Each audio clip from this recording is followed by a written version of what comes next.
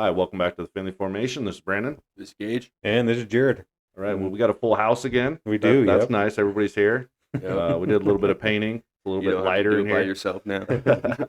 Yeah, but anyway, we're moving on. Sorry, I cut you off. No, I was about ready to say the same thing. I was like, same place, just different presentation. Right. But we've officially moved into the top 5 or bottom 5. Yeah. Depends on how you want to look at it. Of our team countdown, we're on to the Jacksonville Jaguars. They were established in 1993, so them and the Carolina Panthers. The NFL was at 28 teams. They wanted to expand it to 30, so them and the Carolina Panthers came in at the same time. But the Panthers, for some reason, were established like 2 or 3 months before, so they're considered the 29th team. So the Jacksonville Jaguars are the 30th NFL team. They started their first season in 1995 as an expansion team. They have an overall record in 31 seasons as 208, 82, 82, and 0. So they don't have any ties, which I kind of found pretty interesting. But so they're 80 games behind. Yes. Is that what it is? Yeah, Wow. 202, 82, 282, and 0 in 31 seasons. Wow, they might want to hire Coach Jared. I would take it for as much as those guys get paid. Oh, That'd be yeah. all right. I'd There do it you for go. one season. I'd be set. Yeah. They do have 8 playoff appearances, and they have a 8-8 record in those playoff appearances. They have no conference championships and no Super Bowls, which they are one of only 4 NFL franchises who never play for a Super Bowl. Can you guys guess the other 3? Lions. Yep. The Vikings played in one? Yeah, they have played in one. So it's the Lions, the Cardinals. Nope. They have played. Yes, Yeah. Cardinals. Dang it. What's his face? Or what? The Browns? Browns, yep. Lions, Browns. Good So call. one more. The newest franchise. Oh yeah, the Texans. Yep. Yep. They do have 4 divisional championships. This 2 of them were part of the AFC Central, so before they realigned to when they had 32 teams. So in 98 and 99, and then the AFC South in 2017, and most recently 2022. They have, it's not a Ring of Honor. They call it the Pride of Jaguars, but it's what they call their Ring of Honor. So they have 6 inductees. Number 71, Tony Baselli, offensive tackle. He was there from 95 to 2001. Number 28, Fred Taylor, running back. He was there from 98 to 2008. Number 8, Mark Brunell, quarterback. He was there from 95 to 03. And 82, Jimmy Smith, wide receiver, 95 to 2005. Head coach Tom Coughlin. He was the first head coach they've ever had. He was there from 95 to 2002 or 2002. And then their original owners, Wayne and Dolores Weaver, 93 to 2011. They only have 1 Pro Football Hall of Famer, Tony Baselli, offensive tackle, which is kind of cool because he was their number 1 pick in the draft that year. Oh, their first draft. Their first draft. So he was the number 1 overall pick. It kind of goes back to when I was thinking about the Ravens, when I broke down the Ravens, their number 1 pick was that offensive tackle that ended up being really good for them. Man, what's his Yeah, I name? can't think of it either. And then their second pick was Ray Lewis. So they had 2 Hall of Famers with their first 2 picks. So this kind of reminded me of that's that. cool. To kind of hit on that, to have the only Hall of Famer in your NFL existent is the person you picked first overall. Your which is very pretty cool. first one. Yeah, Probably That's cool. kind of disappointing too, because they're talking first ever draft pick, massive hit, Yep. insane player, Yep. and then they've sucked since. They've had a couple good years in there, but Yep. And it kind of shows, I'll get into it a little bit, but their record, it kind of goes on like a pretty deep curve after the first 2 head coaches leave. But their only retired number is number 71, Tony Baselli. But they haven't reissued numbers 8, 28, and 82 since all 3, Brunell, Taylor, and Smith, have retired. Okay. So nobody has worn those jerseys since those guys. But not officially. They're not But officially, yep. Hmm. Their all-time statistical leaders passing, Mark Brunell, he played in 120 games. He threw for 25,698 yards and 144 touchdowns. Rushing is Fred Taylor. He had 140 games. Yardage-wise, he was 11,271. But Maurice Nice. Jones-Drew has the most touchdowns, rushing touchdowns. He played in 114 games. He had 68 rushing touchdowns. Receiving is Jimmy Smith, 171 games, 12,287 yards and 67 touchdowns. And defensively, all-time solo tackles leader is Paul Podlesny. He played in 100 games, 587 solo tackles. Tony Brackens is the all-time sacks leader at 55. He played in 107 games. And then Rasheem Mathis, 30 INTs. He played in 137 games. Other notable players, quarterback-wise, Blake Bortles, he played in 75 games. David Garrard, 86 games. Byron Leftwich, 46 games. Running backs, James Stewart, 60 games. Leonard Fournette, 36 games. TJ Yeldon, 51 games. I guess I didn't realize Leonard Fournette only played 36 games, which kind of equals out to a little less than three full seasons. Right. With how Feels like he was there forever. Yeah. He must have been at Tampa Bay for a while. I don't know. Well, if you include postseason, which I don't know, can't remember if they made it with him or not, that could just be 2 seasons. Yeah, pretty much. Just injured a lot. Yeah, that's. Yep. I didn't realize that. I thought he was there for a little bit longer. Wide receiver Keenan McCardell, 95 games. Tight end Mercedes Lewis, 170 games. Tight end Kyle Brady, 120 games. Darryl Smith, 126 games. Donovan Darius, 115 games. Marcus Stroud, 100 games. Jalen Ramsey, 51 games. And University of Wyoming alumni Chad Muma and Andrew Wingert are still on the team. Heck yeah. So I had to give them a shout out. Head coach wise, they've only had 9 head coaches. Their original head coach was Tom Coughlin, 95 to 202.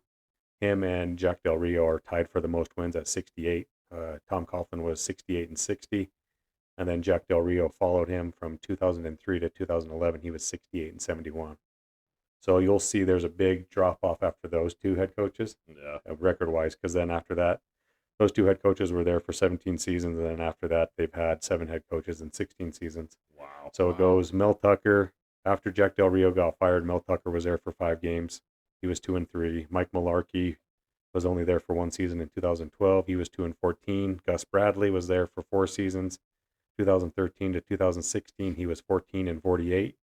Doug Marrone was there for 5 seasons. He was there from 2016 to 2020. He was 23-43.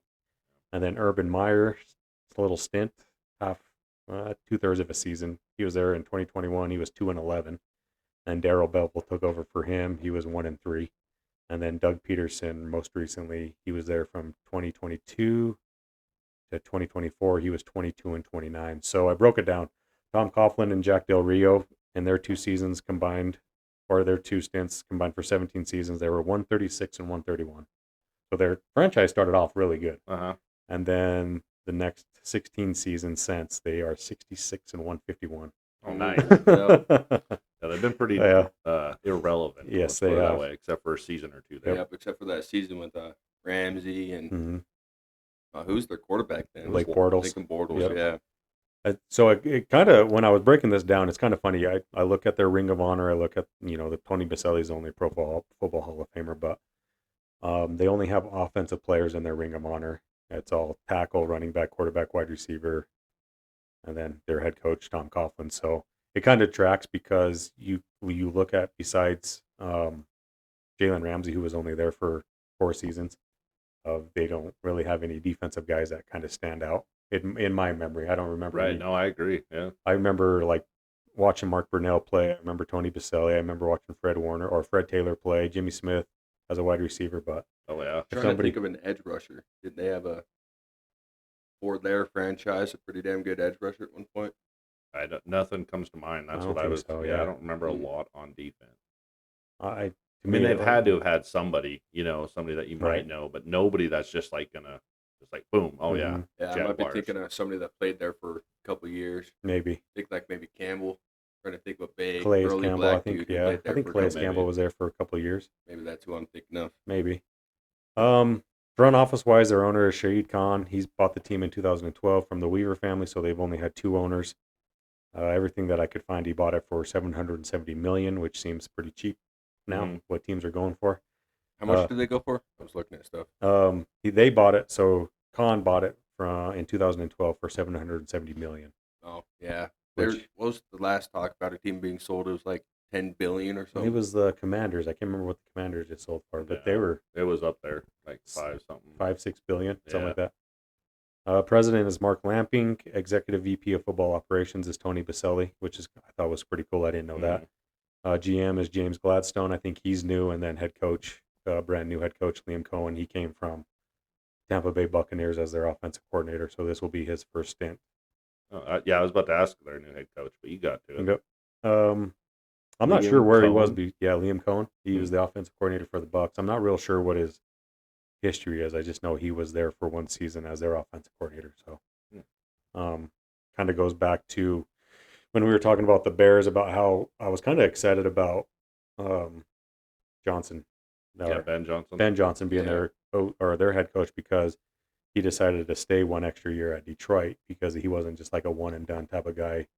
And you really don't know what you're getting with Liam Cohen, even though he produced a pretty decent offense with the Buccaneers. But the guy seems like he's fairly young, only has 1 year of playing calls on, or being an offensive coordinator. So now he's a head coach of the franchise that's really struggled the last decade anyway. So looking back to 2007, they made the playoffs in 2007. They've only made it twice since. But I do remember that 2022 team. If I remember right, they had the Patriots on the ropes. Or no, I'm sorry, that was 2017 team with Ramsey and Blake Bortles. But they made it to the conference championship, and I think they had a pretty big lead in the fourth quarter. Yeah. And they ended up losing to the Patriots. The Patriots went on and played in the Super Bowl. But 2022, most recently, they did beat that was the wild comeback that they had against the Chargers. The Chargers, yep. I remember that game. And if I remember right, they gave the Chiefs everything that they could handle too. Yeah, I think that was, I think that only being one score game in that divisional game with the Chiefs, but ever since then they kind of dropped off, only making the playoffs twice, like I said, since 2007. So it's kind of leads us into what they have now. They've paid their quarterback. They've paid Trevor Lawrence a significant amount of money. Whether he deserves it or not, I'm not sure. And it's kind of up to interpretation if you like him or not. They overpaid like crazy. I don't think it's up to interpretation. I think he probably should have been, even if you like him, I think he's more Brock Purdy level than 60 mil or whatever he's at. It should be more like 50. Yeah. Even if you like him. But I don't. Max, I would have given him was 38, 39. I think just looking at his stats, that 2022 season was really good for him, which I think kind of catapulted him into that contract. But he's going into his fourth or fifth year. He got drafted in 21, so he's going into his fifth year. Yeah, I think fifth actual playing season.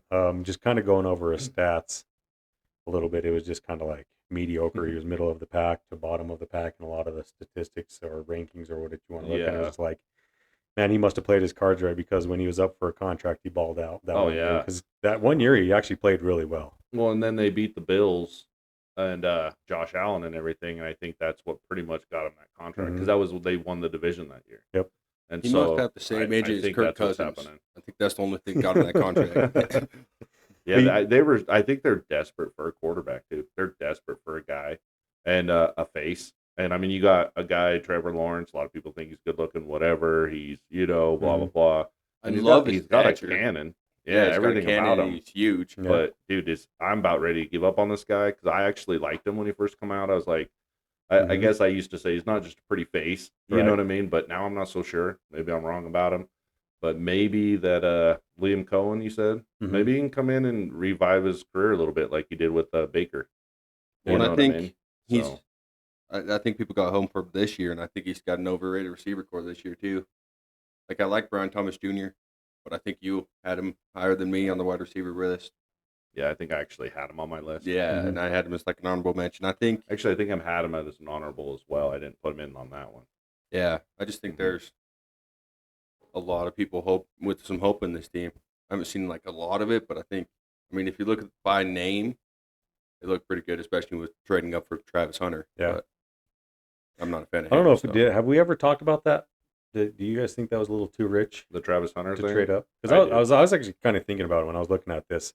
And at the time when they traded up, I really didn't think anything of it. But then I was like, man, seems kind of rich to give up a future first-round pick when you're not that great. And you gave up a second-round pick to move up 3 spots to draft a wide receiver and a cornerback.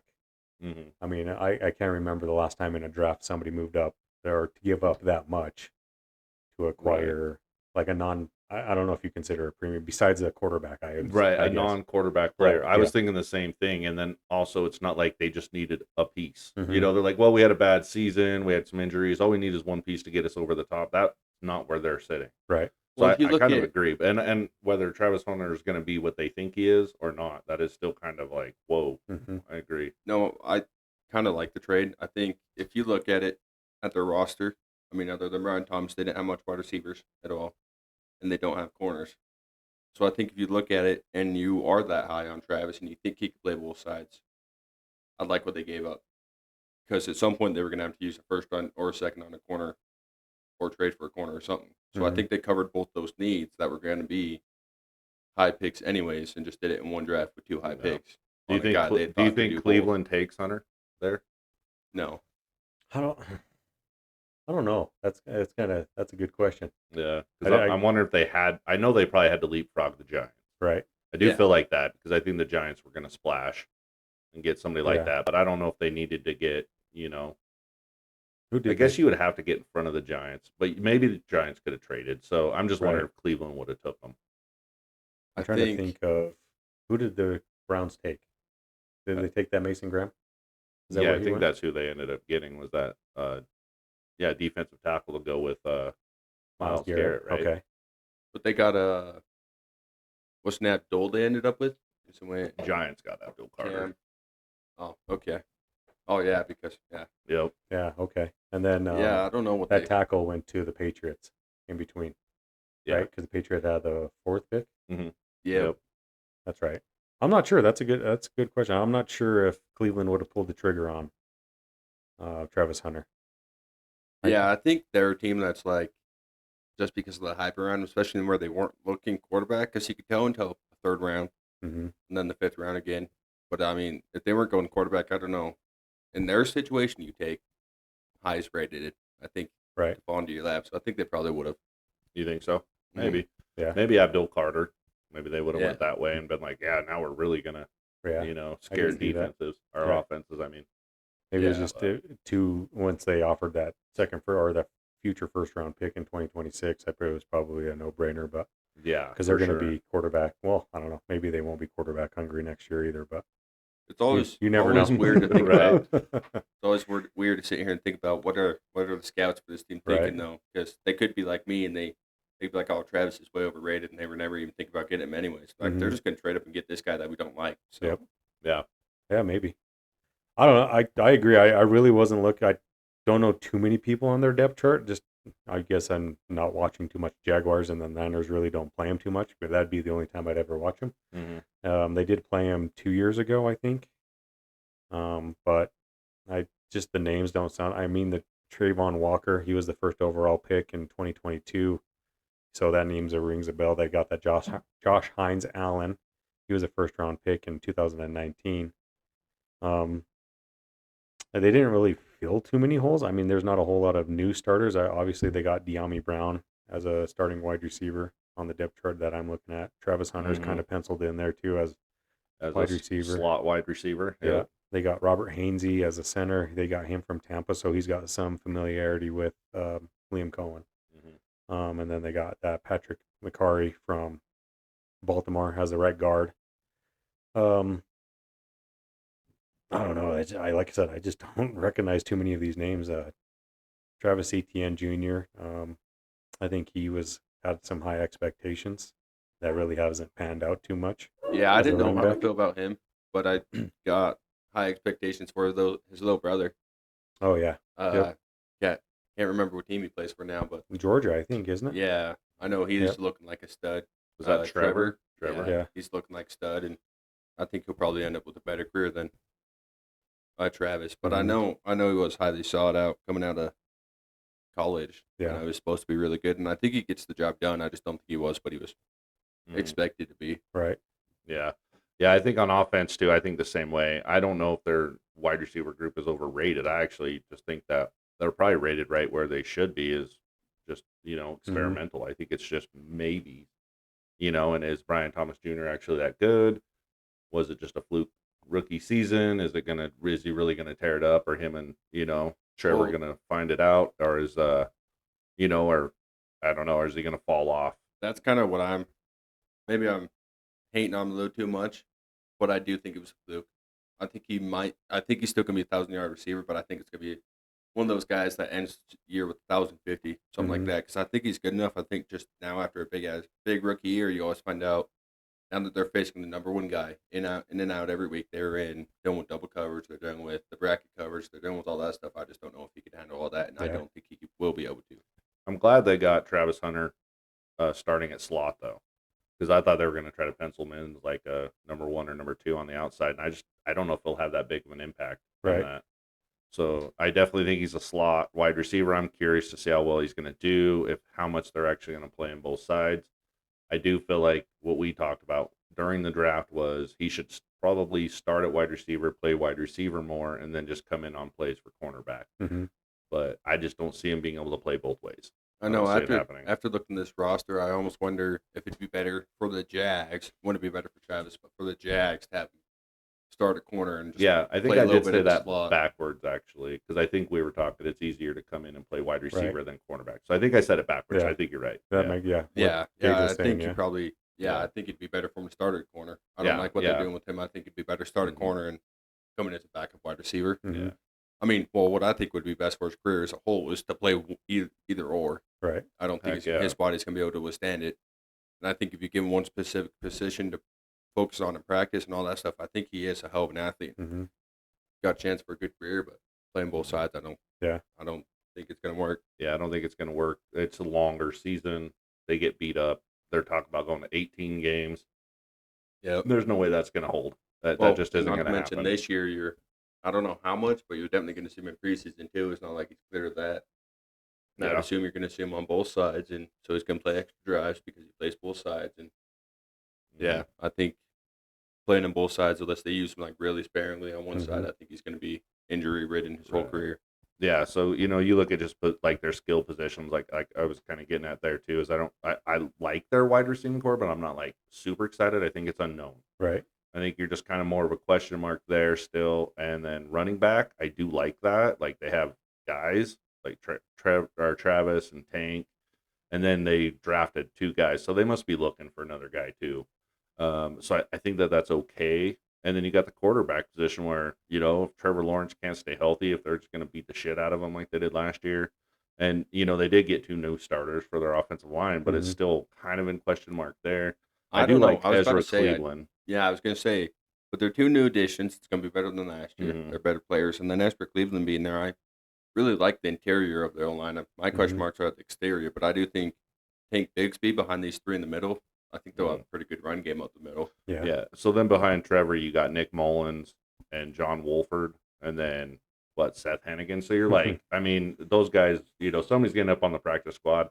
I don't think they have a lot of depth on offense, and I don't think that they're set by any means on offense. I think Nick Mullins, I like that they did bring him in. I do think he's actually a viable backup. I didn't hate him when he was with the Niners. Wasn't no Brock Purdy, but right. And then they got the John Wolford too, and I don't remember him much. But I don't know any. He was with the Rams. Yeah, for I don't a little know bit. That much about him. How do you guys feel about this defense, which is for me a big question mark again? They were terrible last year. I mean, they were awful. I didn't even realize how bad they were until I started breaking down the positions free agents, and then I was like, wow, these guys were last in passing defense, and I think they were like 20 something in overall defense, like really bottom of the league type stuff, and I didn't realize how bad they were. So, and I don't know if they did enough to get that much better, to be honest with you. And that is because I was going to give the shout out to Muma, and even with them, they still need help in that secondary and their linebacker, because that's with Muma and Wingard there. So even though we're Cowboys, man, they're just not. I don't think they're getting it done. I like Muma; he's a tackle machine, but I don't know if he has the speed to really be as impactful as he needs to be. Right. Yeah, I think he's definitely one of those guys that you could tell he's just not all the way not as much of an athlete as you would want. Yeah, but yeah, I mean, obviously he's doing some decent. They're still there, so that's cool. But I think one thing, and I think you've seen it in Wyoming, is he's really knowledgeable. Seems to really know, and I bet he's great in the film room, and I bet that's the biggest thing keeping him around. That could be. I know that when I did that free agency thing, I thought a guy they need to bring in. And I'm surprised they haven't yet. And I think it's just the reason why this guy, Asante Samuel, is who I'm talking about, Asante Samuel Jr. I think the reason he hasn't been signed yet, I think he was hurt. Oh, was he? And I haven't seen anything on him going anywhere. And if I'm mistaken there, fine. But I can't believe he hasn't signed somewhere. The guy was decent enough and good enough to go somewhere. He's only 25. And I thought for sure the Jaguars would pounce on him. Yeah, no, I think that it'd be a huge help for the Jaguars. Mm-hmm. And, I mean, if you look at it, I can't believe their passing was that bad either, because they should at least be getting to the quarterback a lot. Yeah. You look at both Trayvon Walker and Josh Allen; they're both big names. And Josh Allen was what, a second pick overall? Something. He was third. He was up there, and I think he was a top 10 guy for sure. And then Trayvon Walker was a first rounder too. Was he? Yeah, first overall pick. Yep. So yeah, I mean, you look at that; they have 2 first rounders, 2 top 5 picks, and that should be getting in the quarterback. Their DNs, yeah. And I mean, Josh was so bad he had to change his name because some white guy in Buffalo was outplaying him. Yeah. And then, I mean, I like Foysada Lucan. I think he's a little bit underrated. He's also one of the YouTubers I watch. Used him a lot in Madden, so that's where I know his name and remember from a lot. But I do like him. I know he's got some speed and he's got some stuff. Be heading up the team, I don't know, but yeah, I mean, yeah, they got a lot of work to go. But I think they got some pieces. Yeah, that kind of bringing back what Brandon said about how kind of terrible they've been on defense really since that 2018 season. I think that's after Ramsey left. But they really didn't do anything to address any needs. They brought in Eric Murray, who I've never heard of, from Houston, and then Jordan Lewis I've heard as a nickelback. But for as bad as your defense is going to be, maybe you're just kind of hoping that new people coming in. Anthony Campanelli is their defensive coordinator. I don't even know who that name doesn't ring a bell. So maybe they're just hoping that new faces and a new personality in that defensive room can kind of change things a bit with the people that they have. But yeah, it's been kind of disappointing. Trayvon Walker being a number 1 overall pick as a defensive end. I mean, you kind of think of people like Myles Garrett and Javion Clowney and those guys who went number 1 overall as defensive ends, of like the impact that they made. Trayvon Walker maybe has, but it's just haven't noticed. Yeah, I haven't noticed anything. Yeah, he's not. Well, and then they got Armstead there too. Yeah. And he was a number 1 a first round pick too. Yeah, and Armstead, and looking at the other 2 guys, was he hurt? Is that why he's not number 1 on the depth chart? Yeah, I don't know. Skill even credit last year there, Armstead. I think he should be the starter. And then they also brought in Emmanuel Agba. I think the main reason he's not starting is because he's also old. I mean, to be last and not and let's just say that your pass rushing is good enough, your pass rush defense is good enough, but you're still last in passing. That would mean your secondary would have to just be a sieve. Right. They're just like using the cover none technique. Yes. Yeah. So I don't think that's the case. I think it's they're not getting it done. The secondary's not getting it done. I think that's an all around team defensive problem. So yeah, and like I said, that's why I'm really shocked to see Travis Hunter's cornerback like 3 or 4. He's like number 2, I think, that is the highest I see him. He's the second left cornerback, but that means he's behind Tyson Campbell, that cornerback too. So he's either 3 or 4, and then number 1 slot wide receiver. I don't like that. I think you look at their team needs. They got Brian Thomas. They got a big name in their receiver core. They don't have a big name in their secondary, other than Darnell Savage. Maybe he's overrated at corner. I don't know, man. We'll see. It's kind of weird with him because I don't know, like the whole I'm only going to play both ways, otherwise I won't play type of thing. It's like, dude, you haven't played it down yet. Yeah, like, you don't even know if you can play either way in the NFL yet. Let's just wait and see at least. You know what I mean? If you're him, that's what I'd be, his agent, right in his ear, going, dude. Right. I think maybe if receivers and just all skill positions had the slide rule protecting them, then he might be able to do both sides. But also with just the hype he had coming in and all this stuff, I do see some linebackers ready to take his head off. Mm-hmm. So I think, especially with the big name he has, he's going to be taking big hits all year. Yeah, durability is going to be an issue, big time. And we really haven't seen. I don't think Trevor Lawrence didn't come back after he took that hit too, did he? Yeah, no. After he took that big hit from. Was that in Houston? Yeah. Yeah. That linebacker that used to play for the Niners. Here. Oh yeah, after he went head to head with him. Yeah. So we haven't seen him since. I don't think he played like the last 6 or 7 games. Mm-hmm. So I mean, we don't know if he's going to have any lingering effects from that. If he's going to be. Yeah, but they got Nick Mullins. So. True. he could. Trevor Lawrence could be the next Tua. Who knows? That's what I was about to say. Concussion prone. Going to be Tua out. Well, and I mean, really, you look at Nick Mullins, and I think he might have a little bit better decision making, but he doesn't have the arm power to put it in there like Trevor Lawrence does. Mm-hmm. But I mean, looking at Nick versus Trevor, I think the size is a big thing because Mm-hmm. Nick can't see as far downfield because Trevor is 7'2", and then He's a big dude. Yeah. that cannon that Trevor has, that's the two big differences I see there. And I think even if you go over career percentages, I don't think it's that much different. And I think the biggest thing is maybe he's just not as good in the huddle or something. Yeah. And that's why he can't get a starting job. But I don't know. I'm with you guys with Trevor. It's like when he was at Clemson and all the hype around him when he came out into the draft, he was like the best graded quarterback. I mean, I don't know if people had him above Andrew Luck, but like the comparisons with between Andrew Luck and like Peyton Manning being like the highest rated quarterback ever to come out of college, and he was like the next sure thing. And it's just like you look at that draft class with Trevor Lawrence was number 1, Zach Wilson went number 2, Trey Lance went number 3, Mac Jones was in there, Justin Fields Like was 10, in that first round, and Yep.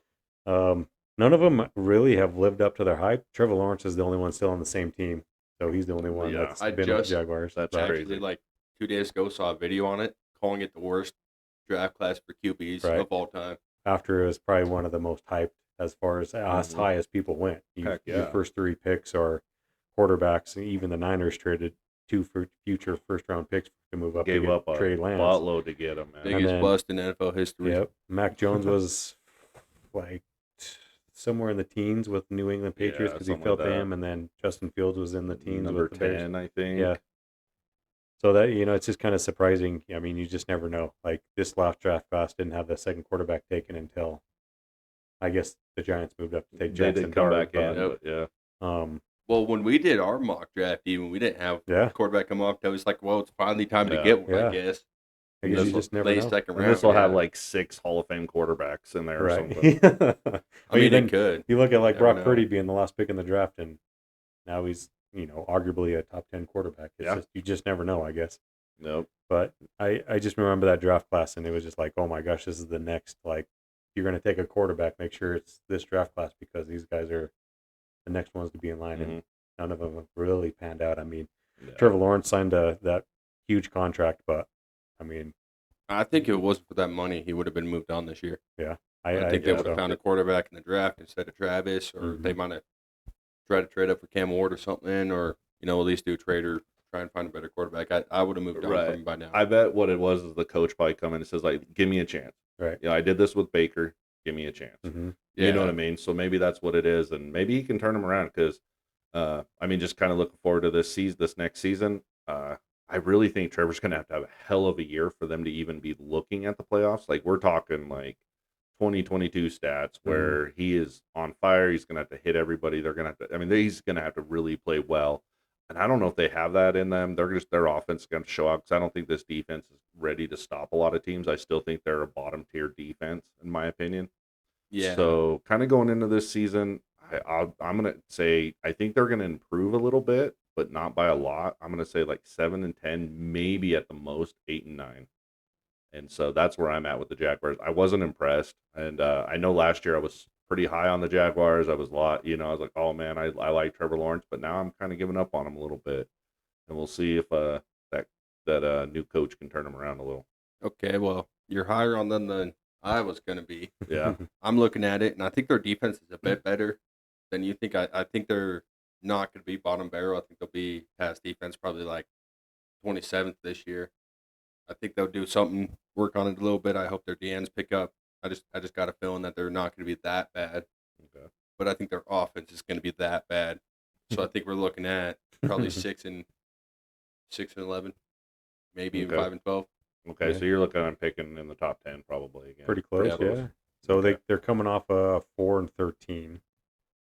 The previous 2 years before that, though, they were Well, both 9-8, They won't be picking top 10, but being just outside the they'll top be 10. picking second round. Oh, Oh, that's that's right, true. yeah. They don't. That's So- true. That's a good point. So it doesn't Yeah, matter. so the Browns will So be the picking top 10. the Gotcha. Browns are hoping for more of a not so great season. Yeah, Browns the- are hoping for another team to join the 0-16 club. Yeah. Except now it'd be 0-17. This is like a little teaser for when I break down the Browns. But if you're a quarterback that wants to go to the Browns, you might want to think about skipping that draft or holding out or whatever. Doing an Eli Manning because I got a little treat for when we do the Browns and their quarterback situation. It's kind of funny. But going back to the Indianapolis, or not Indianapolis, Jacksonville Jaguars, the one thing that benefits them, I think, is the division that they play in. Even like the Texans, you're not real sure what you're going to get from them because they kind of took a step back last year after everybody thought they were just going to keep on that trajectory of going up. I think the Houston Texans are the cream of the crop of that division. I think we've all kind of had a little bit higher expectations for them this year. Mm-hmm. I think they're going to be a little bit better. Indianapolis Colts, if you're going to roll out Daniel Jones as your quarterback, good luck. Yeah, but at least they got JT, so that's true. Jonathan Taylor can carry an offense. That is true. And then the Tennessee Titans, obviously, they're still in a rebuilding mode. They got a brand new quarterback with Cam Ward. So imagine if they still had Derrick Henry. They'd still be a perennial playoff team. That is true, yeah. Like Derrick Henry carried that team for 8 or 9 seasons, and then they get rid of him. Him and AJ Brown.